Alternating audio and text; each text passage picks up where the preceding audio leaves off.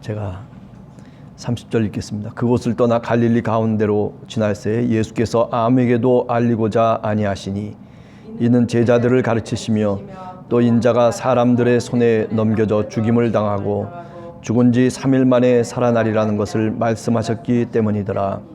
그러나 제자들은 이 말씀을 깨닫지 못하고 묻기도 두려워하더라. 가버나움에 이르러 집에 계실 때 제자들에게 물으시되 너희가 길에서 서로 토론한 것이 무엇이냐 하시되 그들이 잠잠하니 이는 길에서 서로 누가 크냐 하고 쟁론하였습니다. 예수께서 앉으사 12 제자를 불러서 이르시되 누구든지 첫째가 되고자 하면 무사람의 끝이 되며 무사람을 섬기는 자가 되어야 하리라 하시고 어린아이 하나를 데려다가 그 가운데 세우시고 안으시며 제자들에게 이르시되 누구든지 내 이름으로 이런 어린아이 하나를 영접하면 곧 나를 영접함이요 누구든지 나를 영접하면 나를 영접함이 아니요 나를 보내신 이를 영접함이니라. 요한이 예수께 여짜오되 선생님 우리를 따르지 않는 어떤 자가 주의 이름으로 귀신을 쫓아내는 것을 우리가 보고 우리를 따르지 아니함으로 금하였나이다. 예수께서 이르시되 금하지 말라. 내 이름을 의탁하여 능한 일을 행하고 즉시로 나를 비방할 자가 없느니라. 우리를 반대하는 자는 우리를 위하는 자니라. 누구든지 너희가 그리스도에게 속한 자라 하여 물 한 것이라도 주면 내가 진실로 너희에게 이르노니 그가 결코 상을 잃지 아니하리라. 또 누구든지 나를 믿는 이 작은 자들 중 하나라도 실족하게 하면 차라리 연자맷돌이 그 목에 매어 바다에 던지는 것이 나으리라.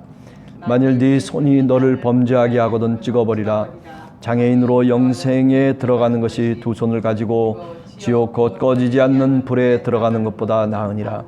만일 네 발이 너를 범죄하게 하거든 찍어버리라. 다리 저는 자로 영생에 들어가는 것이 두 발을 가지고 지옥에 던져지는 것보다 나으니라. 만일 네 눈이 너를 범죄하게 하거든 빼버리라. 한 눈으로 하나님 나라에 들어가는 것이 두 눈을 가지고 지옥에 던지는 것보다 나으니라. 거기에는 구더기도 죽지 않고 불도 꺼지지 아니하느니라. 사람마다 불로서 소금치듯 함을 받으리라. 소금은 좋은 것이로되 만일 소금이 그 맛을 잃으면 무엇으로 이를 짜게 하리요. 너희 속에 소금을 두고 서로 화목하라 하시니라. 아멘. 가끔 그런 얘기 하죠. 천국에는 장애인들이 많다. 눈 빠진 사람, 손 잘린 사람, 발 잘린 사람. 천국에 온전하게 들어간 사람들, 그거는 대단한 사람이다. 뭐 그런 얘기도 농담 삼아서 합니다. 오늘 성경 말씀에 보면 우리가 어제 주일날 했던 두 번째 순환 예고, 그리고 그 다음에 지금 얘기한 것처럼 손, 발, 눈 이런 것들이 범죄하면 오히려 찍어버리고 빼버려라. 하나님 나라에 들어가는데 지장이 된다면 그런 말씀을 하고 있거든요. 우리가 정말 하나님 나라에 들어가고자 원한다면, 정말 하나님 나라가 있다면, 정말 천국이 있다면, 그죠? 여러분 어떻게 세상 속에서 행동을 하겠습니까? 정말 그 하나님 나라에 들어가는 것을 방해하는 것들이 있다면 그것을 과감하게 찍어버리고 빼어낼 수 있는 그런 그 어떤 마음이 오늘 이 마가복음 9장 본문에서 우리들에게 말씀하고 있는 아주 중요한 구절이다, 이렇게 생각을 하게 됩니다.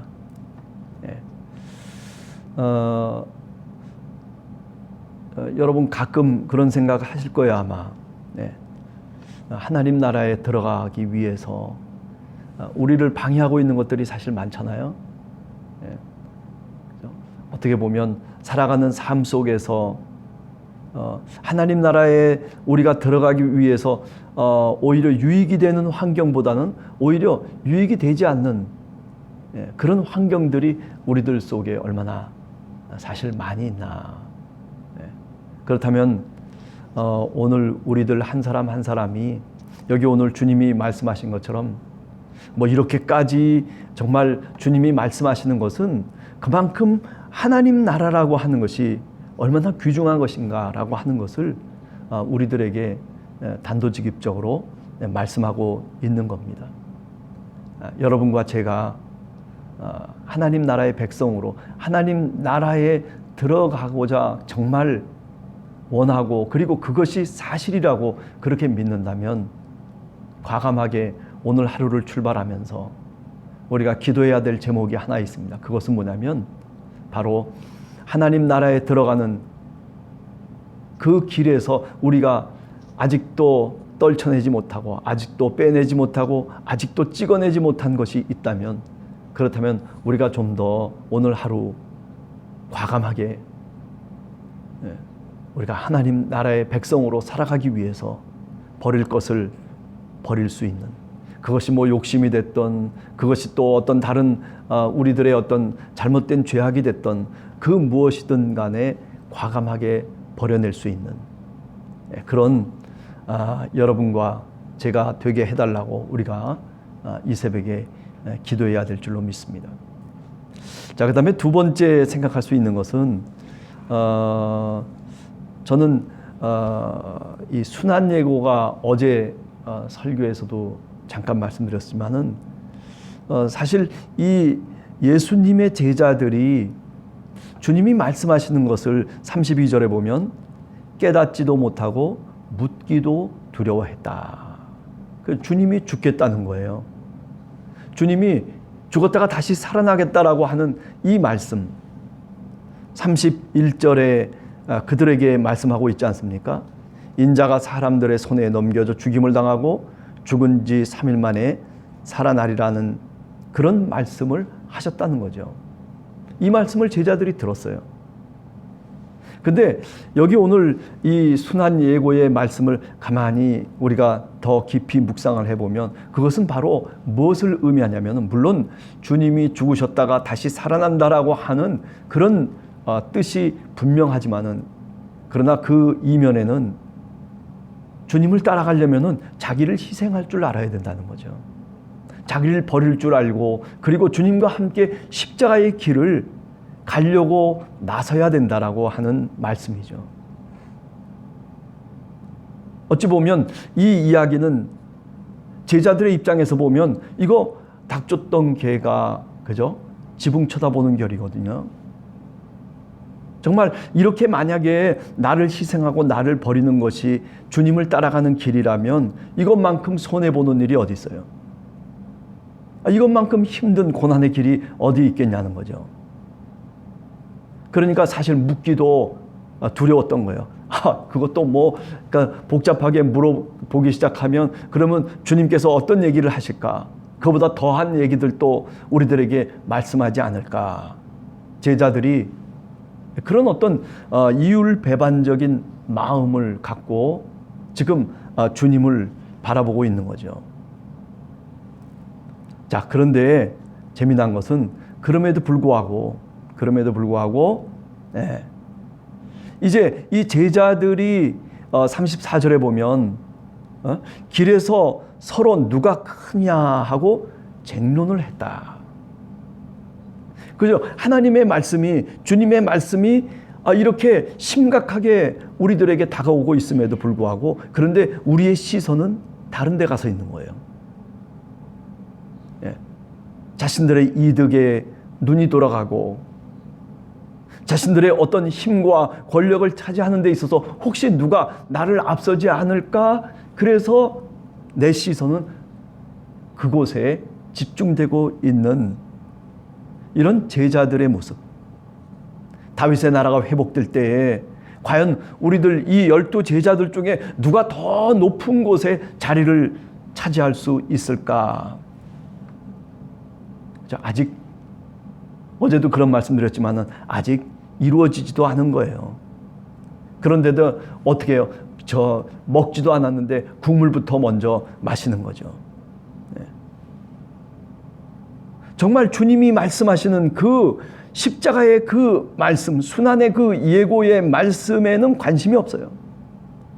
네가 손해를 봐야 된다, 네가 십자가를 져야 된다, 네가 희생해야 된다라고 하는 그런 고난의 이야기 속에서는 다 시선을 회피하고 있었던 그들이지만은, 그러나 누가 높은 자리를 차지하느냐라고 하는 그 말씀 앞에는, 질문과 토론 앞에서는 서로 핏대를 올리면서 그렇게 시선을 집중하고 있는 제자들, 어찌 보면 자기 욕망 앞에 서 있는 우리 인간의 모습과 같다. 보통 사람과 별반 다르지 않다. 지금까지 주님을 쫓아오면서 그래도 주님이 훈련시킨 그런 주님의 가르침 속에 어찌 보면 여기까지 쫓아나온 그런 신앙인들임에도 불구하고, 그런데 별반 저 밖에 있는 사람과 예수님을 따라 오지 않는 그 사람과 별로 다를 것이 없었다라고 하는 거죠. 말하는 내용이나 행동하는 모습이나 어찌 보면 신앙인이라기보다는 비신앙인에 가깝죠. 그렇지 않습니까? 33절과 34절을 보면 너희가 길에서 서로 토론한 것이 무엇이냐? 그들이 잠잠하니 이는 길에서 서로 누가 크냐 하고 쟁론했다. 논쟁을 벌였다는 거예요. 예. 여러분, 이런 것은 꼭 신앙인에 대해서만이 아니라 우리가 접하고 있는 오늘날의 거룩한 주님의 그리스도의 몸된 교회도 마찬가지입니다. 세속적 관점과 별로 우리의 교회가 달라진 바가 없다.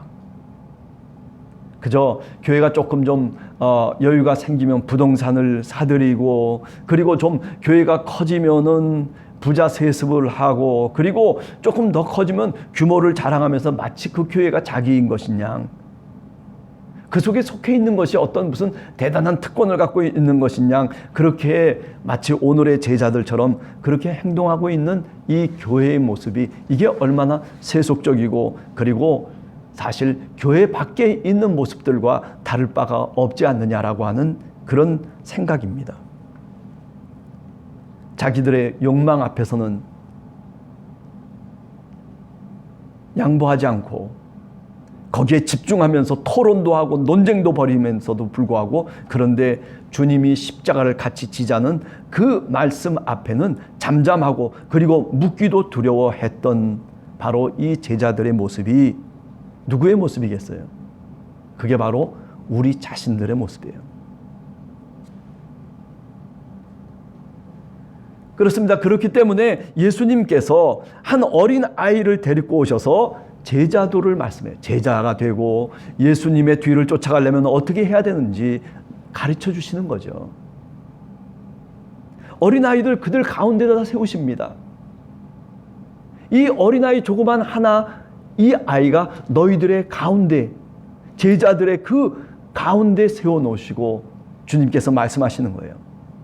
의미가 있는 이야기죠. 네.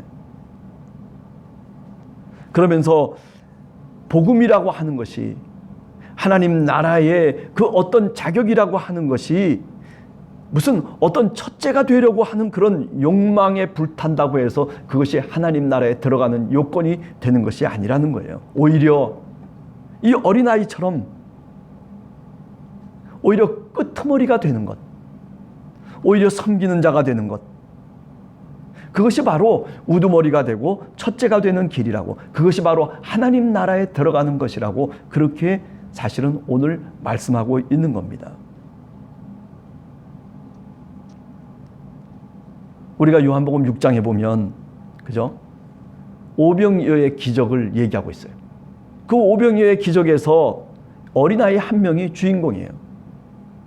물론 빌립도 나오고 안드레도 나오고, 그리고 예수님이 주인공임에 틀림없지만은, 그러나 어린아이 한 명이 나와서 그래서 자신이 갖고 있었던 보리떡 5개와 물고기 2마리를 예수님께 드리는 겁니다.